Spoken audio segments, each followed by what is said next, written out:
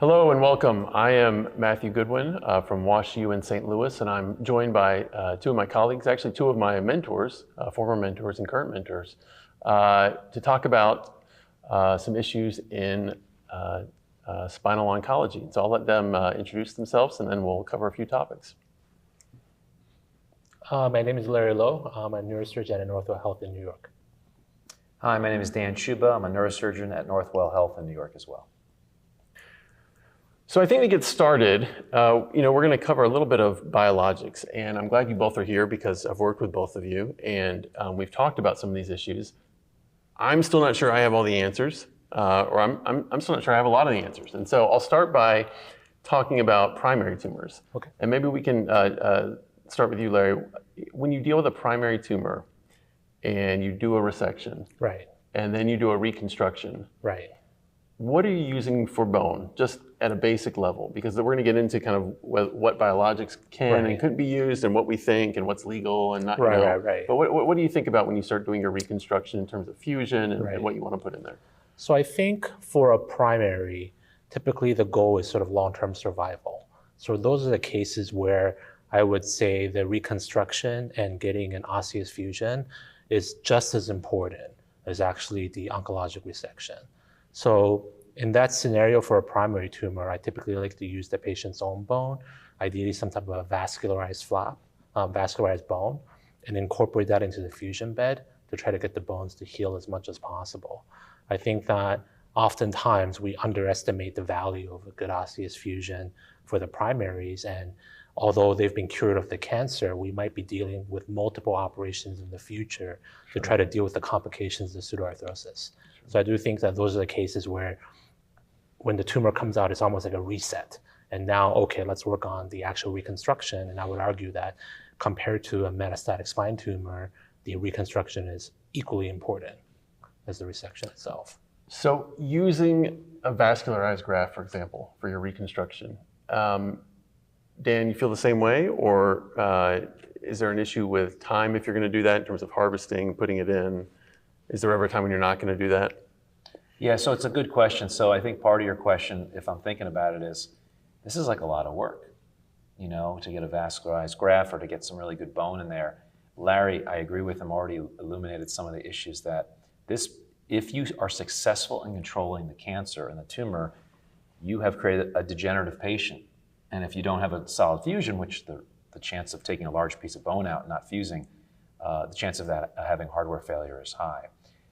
So I would just respond, I guess, in one way with looking at a primary tumor, we probably spend far more time planning those than we do metastatic. Why? Metastatic often come in right before the holiday weekend, on a Sunday night, on a Friday night, and we're fine 2 seconds ago, and now they're very weak. And they're very sick, and they're actively on chemo, or they're smoking, and it's all these things that challenge us, but time is of the essence and the patient is getting paralyzed. The primaries are rarely that, even if they look terrible. Sometimes they have tumors that look very compressive, and you say, oh my goodness, the radiologist called and this has to be done right away. The patient says, I just have a little bit of back pain. So I guess I would respond first with saying we spend so much time planning them to get those oncologic margins that allows us a little more time to plan the bone resection. Now, does that mean the surgery has to be super long? Maybe. Or maybe you can break it into stages, and you can think about part of my stage, as Larry alluded to, is obtaining a solid reconstruction. And so getting plastic surgery involved or other teams involved to help some of the grafts and some of the flaps is part of it. But I think you bring up a good point. The answer is sometimes it means more stages or more surgery. And I think one of the things that we've talked about is that even the resection part of it, I feel like traditionally we used to roll the whole vertebral body out, right? Whereas let's just say that the tumor is only involving half of the body. I do think that we even plan the surgery so that we try to leave as much bone behind as possible without compromising the margins, in the hopes that, let's just say that you're leaving a fourth of the anterior column behind, that's enough to at least help jumpstart the healing process. Yeah, I would just add one last point to that, Matt and Larry, is that I think the pendulum, as we get better, even sometimes when the road is straight, you still have to keep your hands, and I don't think spinal oncology has been straight, but we're trying to keep it in this path, and we're making progress with less pendulum swings. I think the pendulum swing early was, if you don't get negative margins, you failed.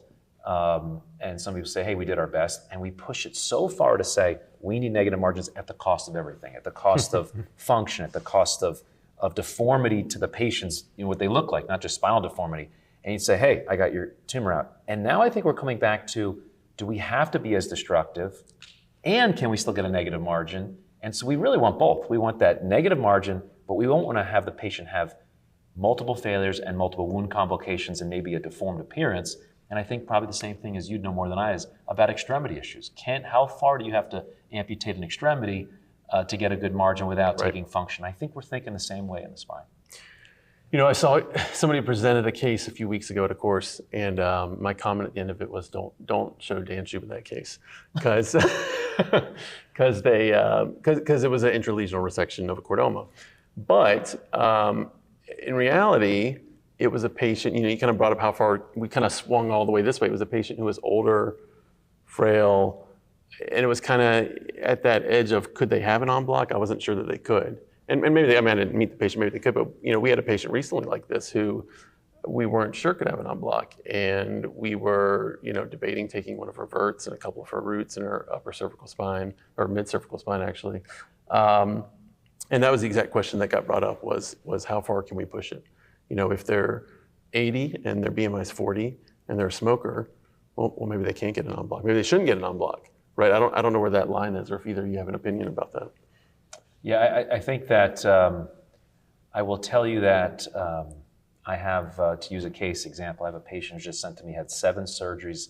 He's now 40, 7 surgeries in the last 4 years for intralesional chondrosarcoma of the cervical spine, which was a single level. And he was told it's a slow-growing tumor.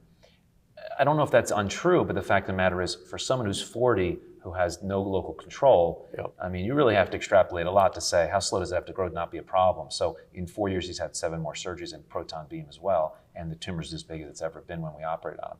So I do think it's a matter of degree. It's never black and white. So if you say the person's 99, I'm probably gonna say maybe do very little. Right. If the patient is less than 65, I'm probably gonna find every way to do this en bloc. Right. Because 65-year-olds now are living for 30 years, and we have no idea what's gonna come about in control of tumors medically over the next 5-10 years. So to give them a chance to get to that next level is important. And so I think we have to keep on each other. We have to keep refiling that blade and saying, what's the sharpest thought process, as opposed to, this is what I learned in fellowship, this is what I learned in medical school, because we're all learning together and there's new technologies. 100%. When you do your reconstructions, primary tumors, vascular graft, autograft, that's great, structural. What else are you using? Are you using bone locally that's not in the tumor bed? That's in, maybe autograft from around the area for bone chips? Are you using allograft? Are you using other things, putties? I don't think any of us are using BMP in a primary tumor. Right. No. What all are we using for that? I typically don't like to use the bone at the surgical site. I worry that although technically we're coming around it, that maybe there's a cell or two that gets kind of seeded on that area.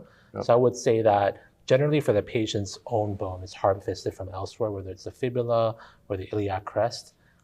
Typically beyond that, I like to use sort of fresh frozen cadaveric allograft, and I think that that's a little bit better than freeze dried. So that's sort of like the next layer for me after the vascularized grafts. The only other thing I would add to that is if maybe far off on your incision, you're doing multiple rib resections and you feel like it's maybe the tumor's on the left side and you've taken ribs on the right to go circumferential, one might want to consider local autograft in that setting, that's structural. But again, to Larry's point, it cannot be contiguous with the segment. But that's maybe the one area that I would just add thought to. Right. And if they get out from their surgery, and let's say they've had a good resection, negative margins, let's say let's say for a chordoma, let's say we're 4 years out, and everything's been clean, and they have a non-union, right? And they break their rod, between their skull and their cervical spine for the 3rd time. Right. at what point are you thinking of introducing something like BMP or some biologic to get the growth, and what's the conversation with the patient? Or maybe you never do, but yeah, the first person I had that experience was someone who maybe was 5 years out from a sacral chordoma, and it was a total en bloc sacral chordoma, and they kept fracturing right between L5 and the ilium. Yeah.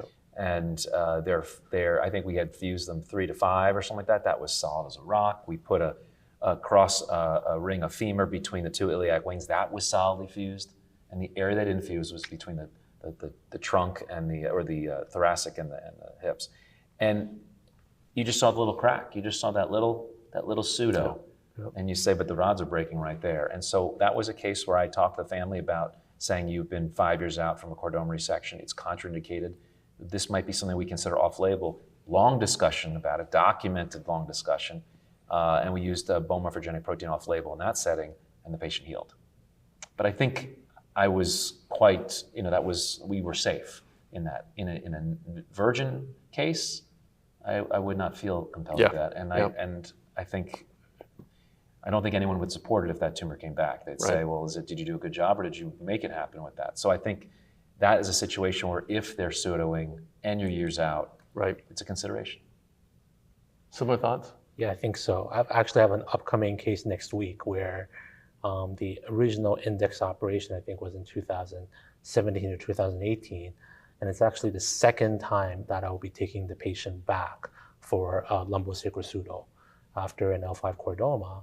And I have yet to sort of have that conversation with the patient yet, but one of the things I'm thinking about based off your experience is potentially off-label use of BMP to help prevent this complication. Now, he's a couple years out, but I would argue that it's probably safe. But again, I do think that we need to have that discussion that in theory, on a biological level, on a petri dish, the BMP2 might stimulate chordoma cells to grow. Now, he's been cancer-free, and again, this is the second time we're taking him back for a pseudo, but I do think that it's a conversation to have with the patient. Right. We're gonna run out of time shortly, but we spent a lot of time on primaries. We could talk forever about that. Before we wrap up, metastatic disease is obviously a whole nother topic, but in general, in terms of the graft, similar principles, except what would you kind of differentiate between the two in terms of, you already said earlier, the construct, or somebody did, maybe that was you, about. I'm gonna be honest with you. I think that unless sort of we're anticipating a prolonged survival, whether it's sort of like treatment naive, triple positive breast cancer, or sort of an EGFR mutant lung cancer, I tend to be sort of less, the focus of the surgery is more to kind of minimize the morbidity of the operation. And I'm not really focused on sort of achieving the biologic union, if you will. Typically, I'll still lay down a more sliced allograft to try to help the bones heal. But I do think that in all likelihood, based off of the postoperative adjuvant chemo, radiation, that they're not likely to heal. And I'm very upfront with patients that, hey, if you break your rod in 2 years, that means you live 2 years from metastatic spine cancer. I'll gladly go in and swap your rod out. Right. Yeah, I would just add that we know that it's hard to obtain a fusion in Mets because of how sick they are. They have a radiated field often, and they're osteoporotic, or they're on drugs that inhibit fusion. That being said, I have patients who are breast cancer free with oligometastatic disease, who don't have any disease left, and they have solid fusions in their thoracic spine from a previous corpectomy. So I think the issue is that you should still attempt to obtain a fusion, but that extra amount that we've been talking about for most of this, which was really, really thoughtful reconstruction with vascularized fibula, maybe an extra stage, that is not necessary. But to just put screws in when you're there and leave them, sometimes those patients are long-term survivors, and you say, why didn't I just do a fusion like I would do if we're a degen patient? A degen patient without bone morphogenic protein, generally speaking, although you're probably a little bit more allowed to use bone morphogenic protein if you talk to the patient than a primary. So the point being that still do your fusion, but probably don't be heroic in it, because as Larry said, few of them are gonna be able to benefit from that. But if they fail in the first year and they live 5 years, that hurt them in those 5 years to have a second surgery. So try to do a decent fusion while you're there. Yeah, and one thing I've had is that you notice it interrupts their treatment. Exactly. which they typically do not like, and it's not good for them. So, Right. all right, great. Well, we have to wrap up. So, as usual, thanks both of you. That was great. Thank you very much. Thank you.